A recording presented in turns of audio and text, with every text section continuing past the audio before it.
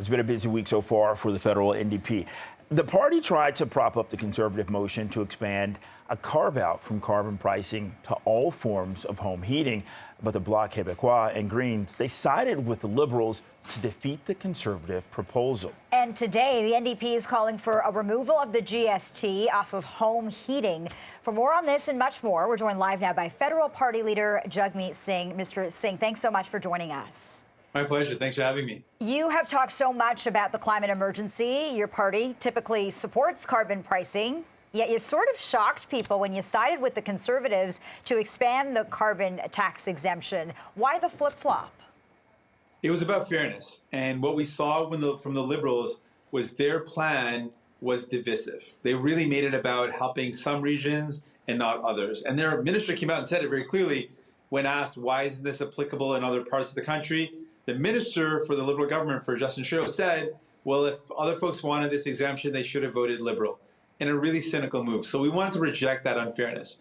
But we also reject the Conservatives' lack of a plan to deal with the climate crisis. We all felt it. We saw the smog in Toronto. We saw the extreme forest fires and record flooding, the extreme weather that's impacting Canadians. So we know we need a plan. Our plan helps all regions. It's not pitting one group against another. GST off of home heating is helping everyone, and it acknowledges that we take GST off of essentials. In a cold country, heating is essential. Like, we've got to keep ourselves warm. So that's our plan. We also want to help everybody get a heat pump and tax the big oil and gas companies to do it.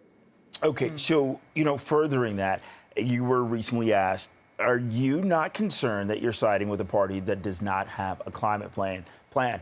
Have you had a chance to, think about that, reflect on that a little bit?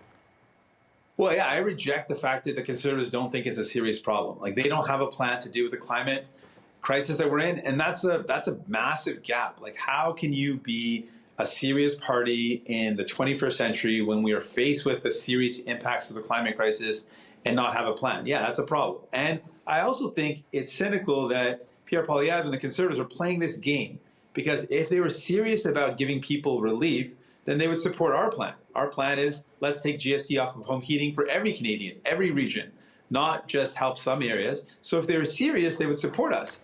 But tomorrow we'll see if they're actually going to support us.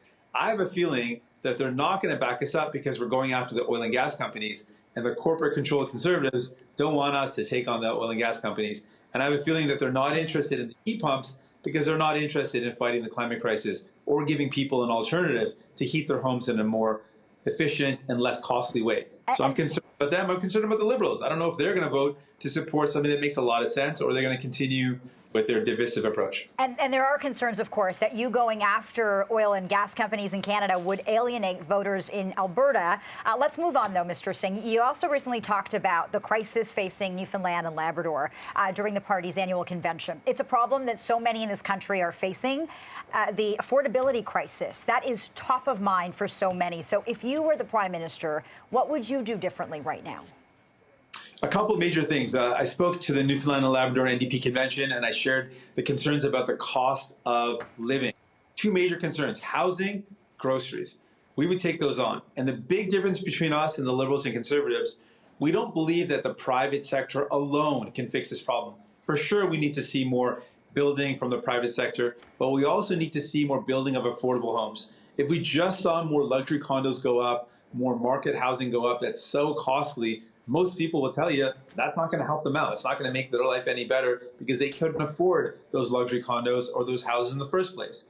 So we need to build homes that people can actually afford. There's not one solution. It's really all solutions. But one of them has to be using federal land, power, and resources to build homes that are truly affordable. That's one. The second one is on groceries. Canadians know the truth. The major reason for the cost of groceries being high, when polled, when asked, Canadians said, what is the truth?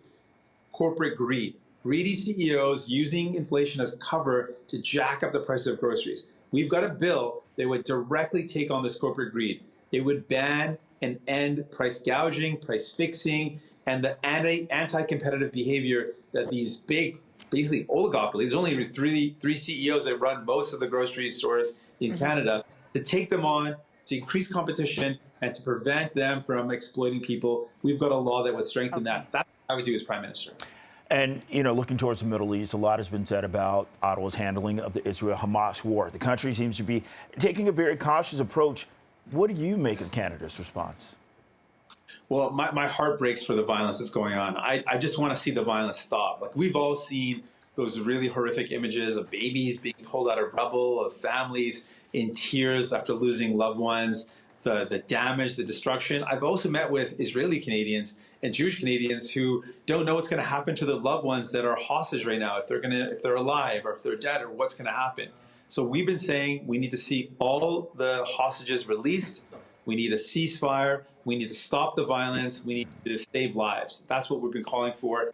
And Canada so far has been very timid on this point, has not supported a ceasefire, even though the head of the United Nations, World Health Organization, the Vatican, diverse voices have said a ceasefire is necessary and all hostages should be released. Canada should take that position, and so far Canada has.